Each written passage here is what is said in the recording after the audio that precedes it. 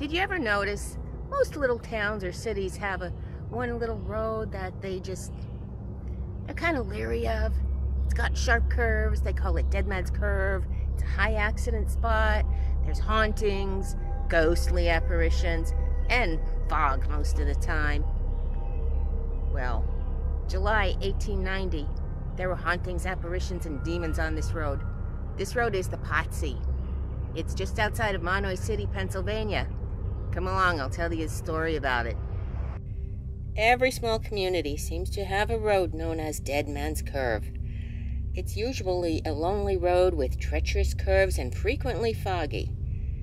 Add to this a dark moonless night, an unfamiliar sound, and a shadow at the side of the road, and your hair will stand on edge and the fear sets in.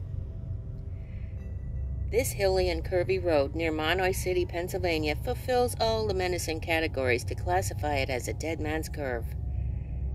Many tales of accidents are told about this 2-mile stretch of road that has a series of cemeteries next to it. Several claims of unearthly entities and spirits are said to have been witnessed along this winding road for generations. This particular tale, as told in the Miner's Journal, tells of 2 men who had an unearthly experience on this road. One evening in early July 1890, 2 men were finishing up business in the small patch town of New Boston. Realizing it was close to midnight, they wished their thank yous and bid a good night to their host and began their journey towards Mahanoy City, only 2 miles away. Only a few faint rays of moonlight illuminated the road through the trees as they walked down the dark, curvy path. Normal summer nighttime sounds surrounded them. Crickets were heard chirping, and the summer breeze gently rustled the leaves on the trees. Suddenly the ambience changed as the men sensed evil in the air. The pleasant night sounds were suddenly gone, and the forest had become deathly silent and still.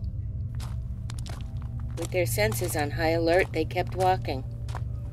Halfway around a sharp curve, they froze in fear as they heard a sound coming from the depths of the forest, a person wailing as if in terrible anguish.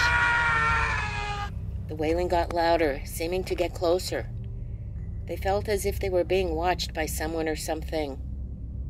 The wailing hit a feverish pitch and suddenly stopped. An uneasy silence enveloped the darkness.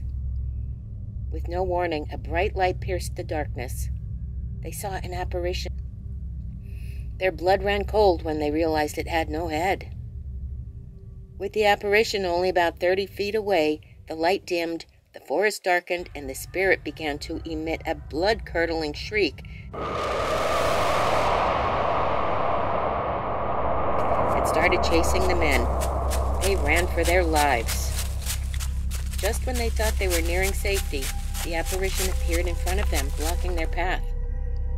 Fearing the end was near, one man fainted. The other dropped to the ground, cowering, covering his head. After what seemed like an eternity, he lifted his head and saw the apparition fading and darkness returning. He aroused his companion, and they made their way to Mahanoy City as quickly as their weak legs could carry them. It was a sleepless night for them. Time passed, and the men told their experience to a borough man. The man smirked and said that he, too, had had a similar experience.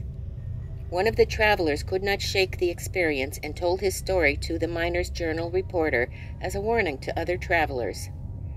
He remained anonymous, as he did not want this to affect his personal and professional life. As a result, the identities of these 2 travelers were lost to time. So, next time you travel to Pottsy, keep your eyes peeled and roll down your window. You, too, might hear the blood-curdling wail that was experienced over 130 years ago. Thank you for coming. I hope you enjoyed the story about this road, the Pottsy. Hope to see you soon. Peace, baby.